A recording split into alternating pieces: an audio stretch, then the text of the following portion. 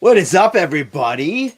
It is Thursday. We are in the we're in the thick of it now, Ryan Talbot. Training camp is officially here. The pads will be on soon. We don't know if it's going to be tomorrow or Saturday, but definitely in the next 2 days. And we saw a lot today. We're moved inside out in Orchard Park. The rain was coming down pretty good in the early morning, so they moved it inside. And the nice change this year is that media is going to be able to go inside and watch the practices. So that was good. This is the Shout Buffalo Bills football podcast, as promised, every day after practice at some time. And the time's going to move around a little bit. And that's something that, I don't mean to throw you guys off. You might get a couple different notifications depending on, where we have to move this time. We're trying to fit it in. Ryan did a podcast. I'm doing a radio show in a little while. But just keep it locked onto the YouTube page, and that's our Twitter accounts, and that's usually the best way to watch. Ryan, how are you, my friend? Hey, I'm doing great. As you're chasing a fly down there, dude. Yeah. There's a fly in here. Oh, that's gonna bother you throughout this show. You better get it. Get out of here. This is my office. Come on. Right. All right. All right.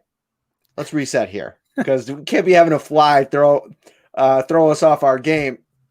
Quick shout out, Therese Paler, our guy. Rest in peace, my friend. Just got this shirt actually recently. Goes to support a cause in his honor, and I highly recommend. Search All Juice Team. He did that every year, and keep his memory alive. Shout out to him. So a lot to unpack here. We got about a half hour. I want to make this kind of a truncated version because once we get the pads on, we're going to have a little bit longer discussion. This is the Shout Bills podcast brought to you by Tops Friendly Markets, your neighborhood store with more. Tops Fresh Burger Bar with over 30 varieties of beef, turkey, chicken, plant-based, and gourmet blend burgers ready to grill. Tops Fresh Burger Bar has you smiling all summer long. You know whose smile was ear to ear today? Micah Hyde, when he was talking about Carlos Boogie Basham, who I joked online, boogied all the way to the end zone after tipping a pass thrown by Josh Allen, bringing it in, running it back for 6 points, a touchdown. And this was that big moment for Boogie Basham. He had some nice plays in the spring. We talked a lot about Gregory Rousseau yesterday, but Ryan, this is one of the things about Basham that I think that hasn't been talked about enough. His unbelievable flexibility, but athleticism. A guy that can play on the edge, has that ability to make plays rushing from the outside. They've also talked about using him on the inside on first, second, and third down. There's really not a lot of things that you can't do with Boogie Basham.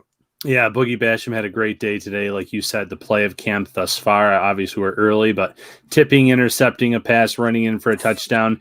As you mentioned in the article, veterans learn your name quickly when you make a big play, and that's exactly what he did on Thursday. Hyde also had some other reasons to smile, having Aaron Rodgers mention him by name in that press conference yesterday as someone who kind of got away, and Hyde talked really glowingly about his time there, but also mentioning that he wouldn't give up Buffalo for the world. So when he met with the media. So yeah, it's nice to see these veterans taking notice of the young guys, the Boogie Bashams of the world, the Greg Rousseaus, who's standing out just for his sheer size alone, but making some plays, as you mentioned.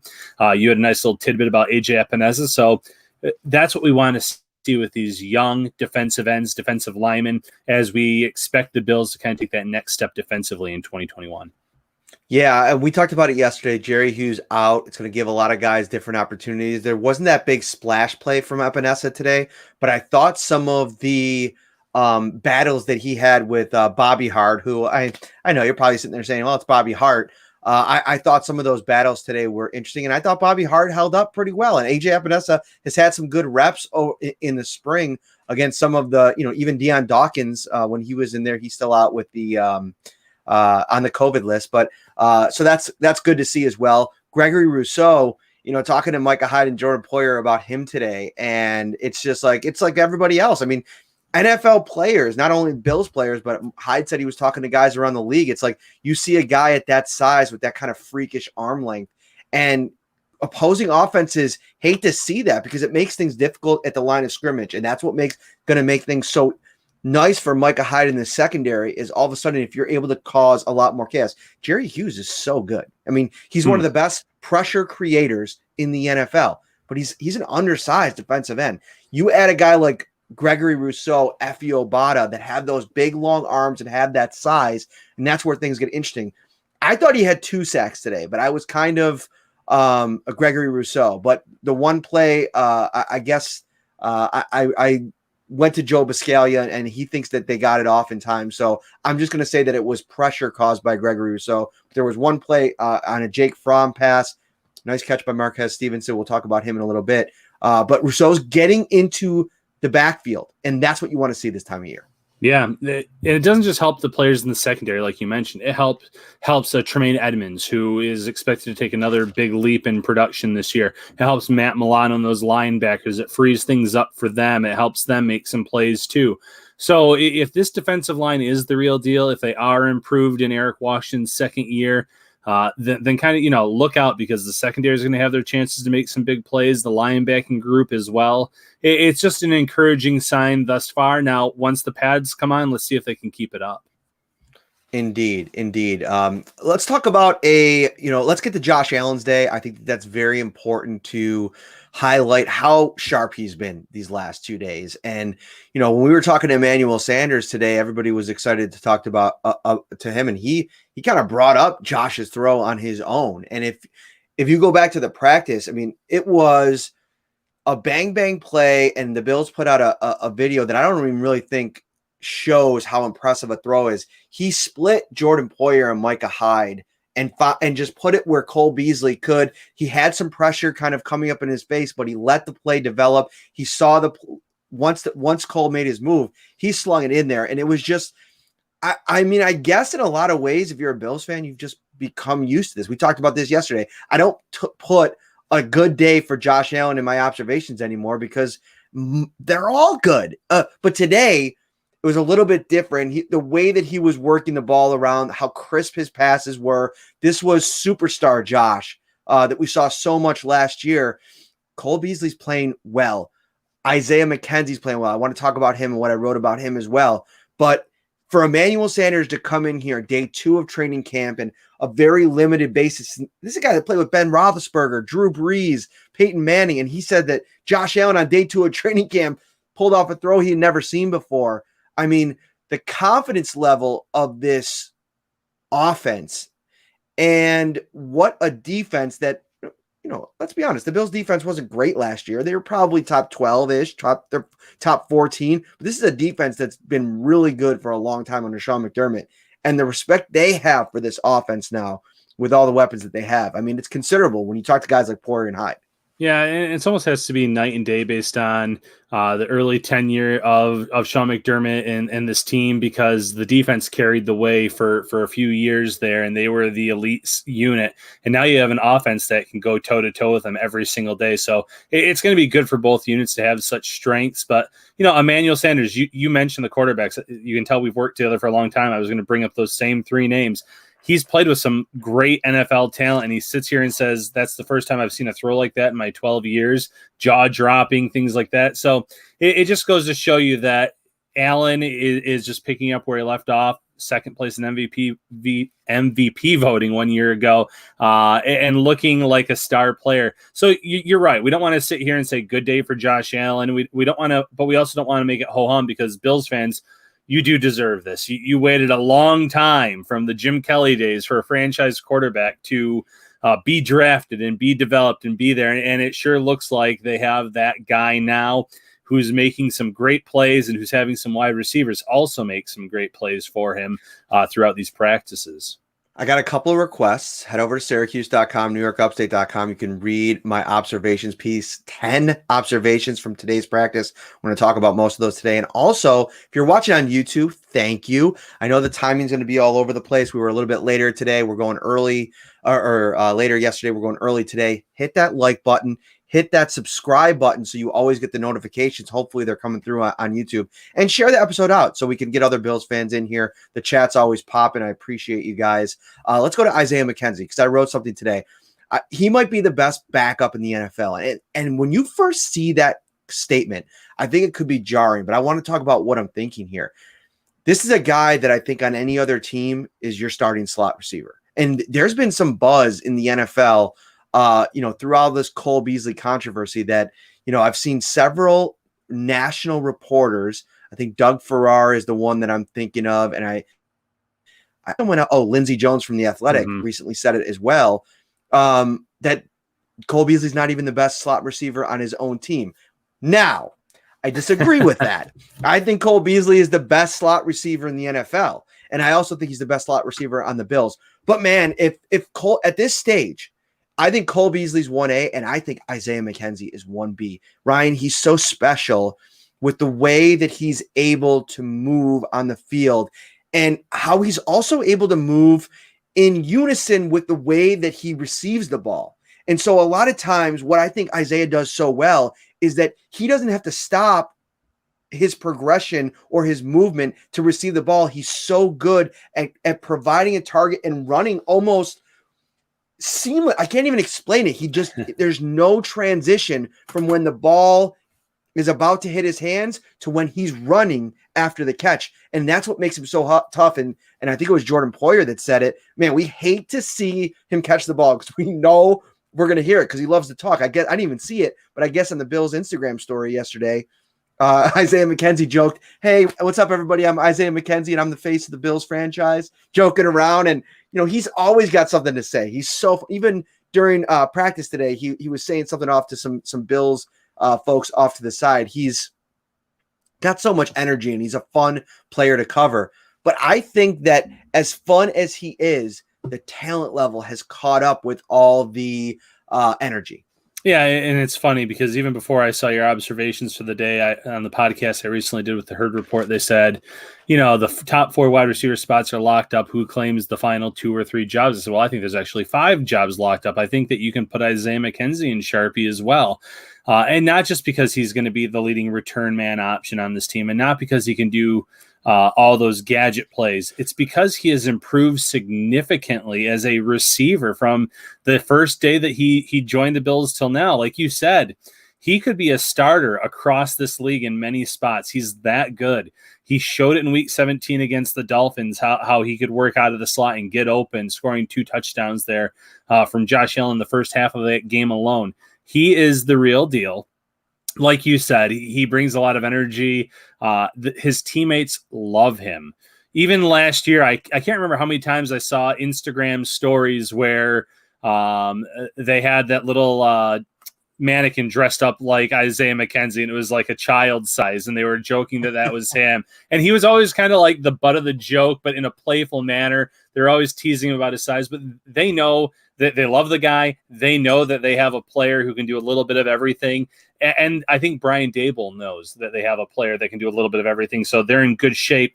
If Cole Beasley were to miss some time, if he suffered some kind of injury, they know that they have someone that's more than capable of coming in and putting up similar numbers. Yeah. I mean, his rookie year, I remember they brought him over from Denver, and he still does during the season. He lives out of a hotel. I think it's a Courtyard Marriott. He always posts it when he gets back to Buffalo, a picture of it. I mean, he's just such a unique character. In his rookie year, he was living out of a suitcase that he had in the center of the Bills locker room. I mean, just the funniest dude, and a guy that, like, those are the kind of glue guys in the locker room that, like, everybody, like, they joke around with him and they'll talk back and forth, but he's loved in that locker room. And you've seen some of the interactions this offseason with Cole Beasley, and in a lot of ways, as funny and quirky as McKenzie can be, he's low-key a team leader in the way that he handles himself in the building, the way he brings people together, the way that he kind of showed up. Whatever you think about the Cole Beasley thing, he was always one of the first guys to come out and say, "Man, I love you, Cole. Like, you're my guy." And so this is a very close-knit group, and a close-knit group with a ton of talent. And one guy that I think is going to, no matter how well he performs this summer into preseason, he's gonna have a tough time making this roster. It's Marquez Stevenson. As good as I think he has the potential to blossom into being, and he had a big day today. I wrote about it. He made 2 or 3 really good plays in the passing game, had a really nice rep in one-on-one.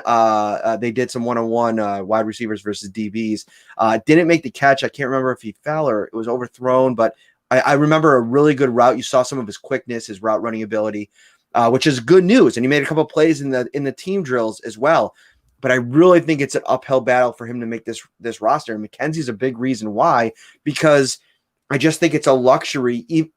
You figure, okay, you going into this thing, projecting it, Brandon Bean talked about Isaiah McKenzie given every opportunity to win these return jobs.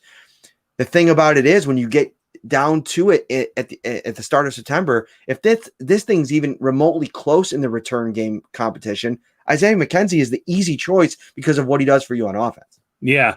And one last thing on Isaiah McKenzie. We've sat here and talked about Brian Daboll getting a job in 2022 and possibly taking a Mitch Trubisky with him. I guarantee he's going to want to take an Isaiah McKenzie with him as well, just because of the culture, the leadership, the play alone. He's a guy that would be targeted to be brought along with Daboll as well, if and when he gets that job. But Stevenson, Isaiah McKenzie does a lot of the same things that he does. Now, different types of speed. I think that Stevenson's more straight line speed. He's a fast player regardless, but he's more straight line. McKenzie's a little more shifty, a little more savvy in terms of route running, and that comes with experience as well. But those last receiver spots, there's Isaiah Hodgins, who we talked about a lot this spring, who Stephon Diggs talked about saying, he was working on some of the elements of what he saw us doing last year, and he filmed himself, and it's like, yeah, we can see it now. If we want you to stay healthy, show what you can do. He's going to be in the mix for one of those final jobs. Jake Kumaro, who we mentioned yesterday, is going to be in the mix for one of those final jobs because of the special teams ability, because of what he can bring to this team. Almost 100 special team snaps in 6 games last year during his time in Buffalo. They wanted to bring him onto the practice squad when they initially lost him to the Saints. Then eventually they re-signed him after the season was over. And had the Bills won the AFC Championship game, he was going to be signed to be part of that main roster for what would have been the Super Bowl. So that goes to tell you how much or how highly they think of a Kumaro as well. And we heard what Aaron Rodgers said about him yesterday. There's just so much talent top to bottom on this roster that some of those day 3 picks in this draft class where are not locks, and they're far from locks of making this roster, where go back to 2017, McDermott's first year and his first draft, almost every single one of those players you said, okay, well, they're going to either start or they're going to have a depth role or they're going to have a chance to win a starting job. That's not the case anymore. This team is so loaded across the board, which is a good problem to have, that a player like Stevenson, I think the Bills are going to hope that they can sneak onto the practice squad. Mm-hmm. Quick read here before we continue. Tops loves local. Tops is proud to partner with over 200 local growers to supply Tops with their freshest homegrown fruits and vegetables produced and picked this morning, and can be on your table that very night tonight. Tops Friendly Markets, sponsor of the Shout Buffalo Bills football podcast. Big day out in Orchard Park today. We were indoors. Some news to pass along that I just reported right before we went live. Jacob Hollister missed practice today. Everybody was talking about it. I found out right before we were going to go on that he suffered a back injury, and he is considered day-to-day right now. And it's interesting. I saw a lot of tweets like, Zach Ertz alert. And, I wouldn't be surprised. I mean, the Bills were working out Josh Perkins, who played with the Eagles and a couple other teams.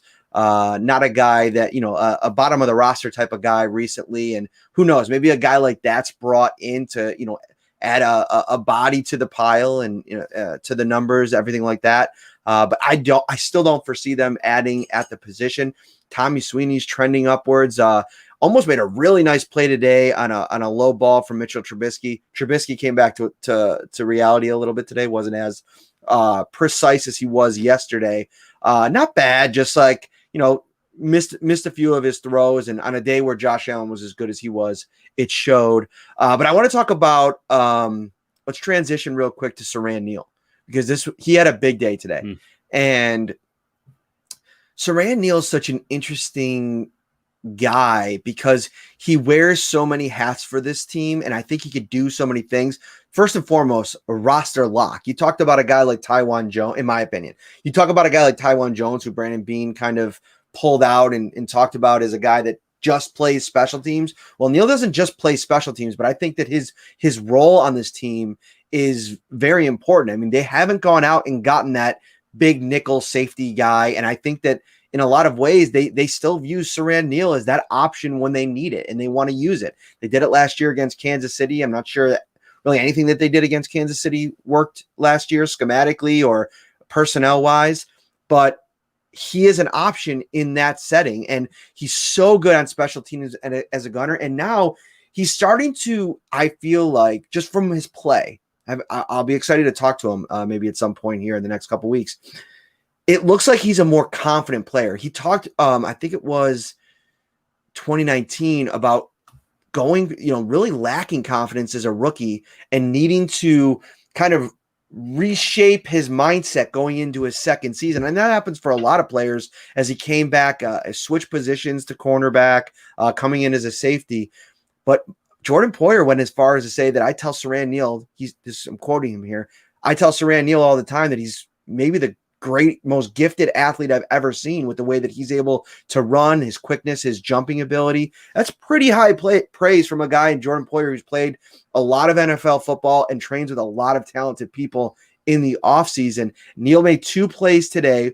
I thought they were both interceptions, but one was close enough that I guess we're just going to, as a media corps, just rule it as a pass breakup instead of an interception.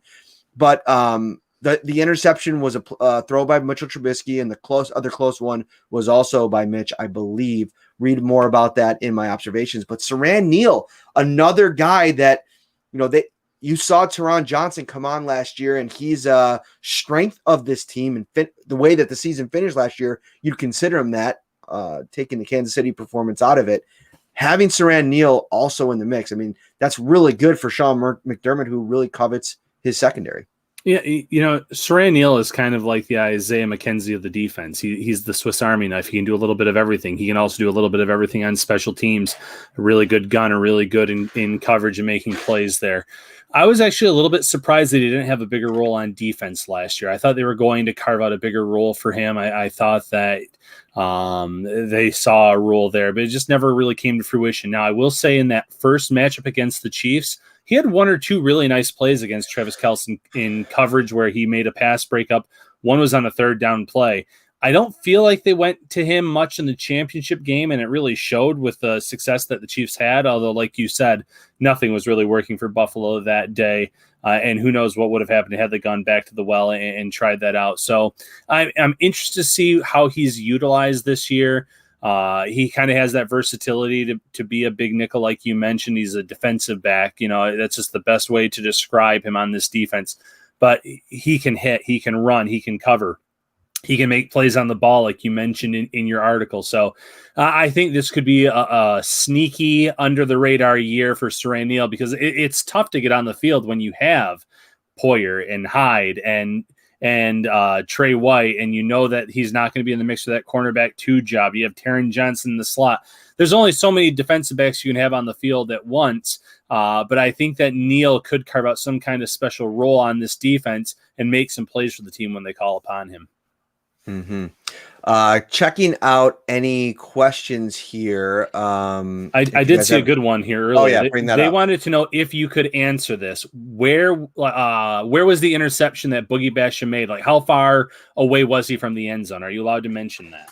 That's a good question. And honestly, I feel like I've read through the guidelines several times, and I'm still hesitant sometimes with what details we're able to give out and not. I'm going to say no right now. If I can, I might double check with PR. Maybe I'll tweet that out. But I would imagine, wait for it, that might be one of the plays like with the Bills that they ended up putting together and putting out on social media. And that's when you'll be able to get a sense of where it was and how it happened. I kind of, as training camp goes on, you'll start to see them package those things as well. And you can look for little things too. Like if you're a fan sitting back, like, man, I really want to know more about who's playing where. When you see a play by Josh Allen, take a look around and see who's on the field with them. I mean, those are little hints of things that you can do. And, sometimes you can kind of gain some understanding from, we are allowed to write about one-on-one matchups on plays. And sometimes that kind of gives some things away too. I know it's really tough for everybody involved. I understand it from the Bills' perspective. They really want to try to keep people, other people in the league. I mean, in 2021, teams scout on social media now. That's just the way that it is. I will tell you on Saturday, the same rules apply for us. There's going to be maybe 30,000 people in the stands, but we're going to report the same way. So it is what it is. You try not to harp on it and move on and go from there. Somebody's asking about Cody Ford. We talked a little bit about him yesterday. They're taking it slow with him.